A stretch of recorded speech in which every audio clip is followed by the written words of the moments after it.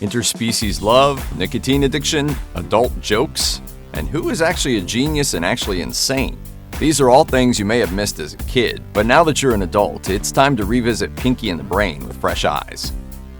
Injecting educational topics into Saturday morning cartoons can be a real challenge, but both Animaniacs and Pinky and the Brain were exceptionally good at doing so.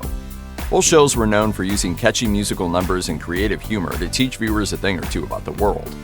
In one notable example, the song A Meticulous Analysis of History features Pinky and the Brain describing Cleopatra, Hannibal, Attila the Hun, Caligula, Napoleon Bonaparte, and other historical conquerors. Kids will certainly remember the catchy tune and some famous names, even if a lot of the details may not leave an impression. Other references are a little less obvious and take both a keen ear and some history lessons to pick up on. The show's Christmas special sneaks in an indelicate joke about one of the most infamous events of the 1800s. Look, Brain, the reindeers are inviting elves to join them for a party at Donner's house. Somehow the idea of joining the Donner Party is unappealing. Needless to say, this reference to a group of cannibalistic pioneers wasn't really meant for kids to understand. Animated kid shows have a long history of making pop culture references, and Pinky and the Brain is certainly no exception. Kids can easily pick up on references to things like Winnie the Pooh and the Macarena, but there are some things that will almost certainly go over their heads. For instance, Bill Gates and Microsponge from the episode Snowball are in reference to Bill Gates and Microsoft. The Feebles and All You Need Is Narf parody the Beatles, while the title of the episode pays homage to the Fab Four's All You Need Is Love. Other kids' shows may have referenced the Beatles before, but Pinky and the Brain goes a step further and spoofs John Lennon's wife Yoko Ono with the character of Yo-Yo No-No. Adults watching the episode are able to pick out the real facts from the satirical retelling of events, while kids stick around for the silly jokes. Even Brain himself is a reference to someone that those on the younger side are unlikely to recognize. The pint-sized genius was designed to look and sound like Orson Welles, the legendary actor and director who passed away 10 years before Pinky and the Brain first aired. In nearly every single episode of the show, the Brain asks Pinky the exact same question: "Are you pondering what I'm pondering?" Of course, Pinky's response is always unpredictable and usually gets a laugh from the audience. In fact, some of his quips are even a little off base, with some inappropriate implications popping up now and then. Pinky's ponderings have included a plan to get a tattoo, a suggestion to marry Regis Philbin, and multiple mentions of dressing animals in suggestive clothing. Pinky, are you pondering what I'm pondering? I think so, Brain. But what if the hippopotamus won't wear the beach thong? To an innocent mind, these jokes might not seem so cheeky, but when it comes to the mind of an adult, it's really easy to wind up in the gutter. Even Brain seems to recognize this himself. Are you pondering what I'm pondering? I think so, Brain, but I get all clammy inside the tent. Sigmund Freud would have had a field day with you, Pinky. At first glance, Pinky and the Brain's relationship appears to be that of coworkers who share the common goal of total world domination. When we take a closer look at their interactions, however, it's clear that Pinky and the Brain actually care very deeply for one another. The ever-faithful Pinky is always ready to go along with Brain's crazy plans, no matter how impossible or embarrassing they might seem. The pair's friendship is put to the ultimate test in A Pinky and the Brain Halloween. In the episode, Brain is forced to choose between saving Pinky's soul and achieving his lifelong dream of ruling the world. To the audience's surprise, Brain chooses to try and save Pinky, and even though he claims that it was only because his cohort knows the location of their food pellets, it's obvious that things aren't quite that simple. The two also find themselves filling parental roles in multiple episodes. In Two Mice and a Baby, they take on the task of raising a superhuman son, with Pinky as the mother figure and Brain as the father. The same roles reappear in the episode Brinky, and this time the couple is in charge of raising their biological offspring. They pull off these roles with relative comfort and ease, leaving the audience with a few questions as to the true nature of their relationship. Brain's overly complex plans often include him and Pinky having to play dress-up.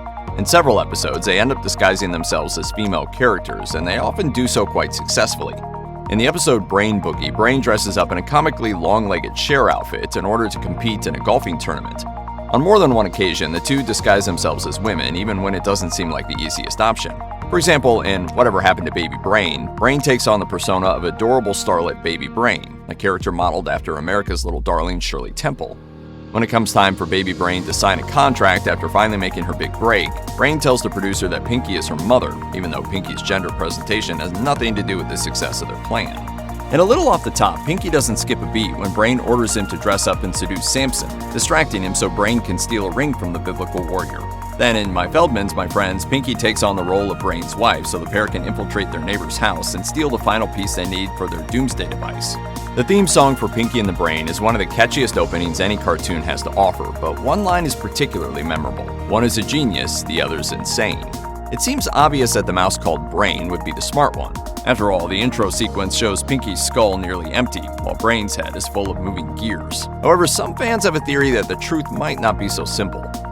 In the episode Pinky's Turn, Brain finally gives Pinky the chance to come up with his own plan to take over the world. While Brain's plans almost always end in failure and humiliation, Pinky's plan is so successful that he becomes chairman of the Federal Reserve and replaces the US dollar with fruit snacks. In another episode, Pinky's Plan, Pinky convinces the most powerful world leaders to hand over the keys to their nations, something the so-called genius was never able to do. Finally, there's that famous quote from Albert Einstein, which can almost certainly apply to Brain. Insanity is doing the same thing over and over again and expecting different results. We're not here to pass judgment on Pinky, but it's pretty obvious that the guy has a thing for horses. After all, he was quick to defend Caligula's rather intimate relationship with his horse in a meticulous analysis of history. What's wrong with being friendly with a thoroughbred? Additionally, during a segment from the Animaniacs called Jockey for Position, Pinky falls in love with a racehorse named Farfig Newton. Evidence in later episodes of Pinky and the Brain and the Animaniacs movie Wacko's Wish prove that this horse is in fact Pinky's girlfriend, and in The Third Mouse, Pinky isn't ashamed to defend his love for the mare. People are so intolerant. To kids, this relationship may not seem all that unusual since, well, the show is a cartoon. But many adults in the audience have recognized that Pinky and Farfig Newton's relationship is representative of something bigger and much more real. The writers use Pinky's quirky love life as a vehicle for showing that diverse relationships should be acceptable in our society. The creators of Pinky and the Brain love to fill their episodes with parodies of celebrities portrayed by professional voice actors, but some famous figures were more than happy to voice animated versions of themselves. In the Pinky and the Brain reunion special, for instance, both Dick Clark and Dr. Joyce Brothers make appearances as unwitting accomplices to Brain's nefarious scheme. Of course, younger viewers are unlikely to know the difference between most of these cameos and impressions, or know who Joyce Brothers is anyway. However, celebrities wouldn't always play versions of themselves.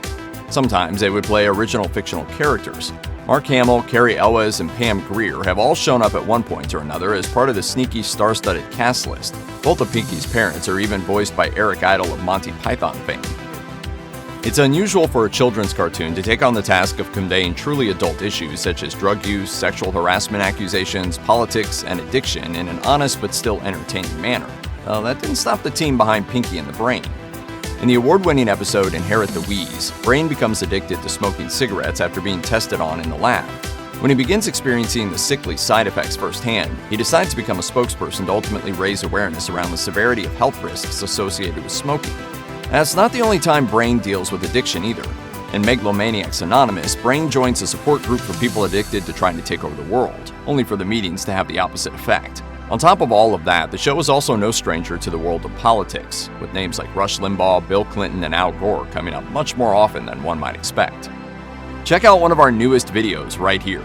Plus, even more Looper videos about your favorite shows are coming soon. Subscribe to our YouTube channel and hit the bell so you don't miss a single one.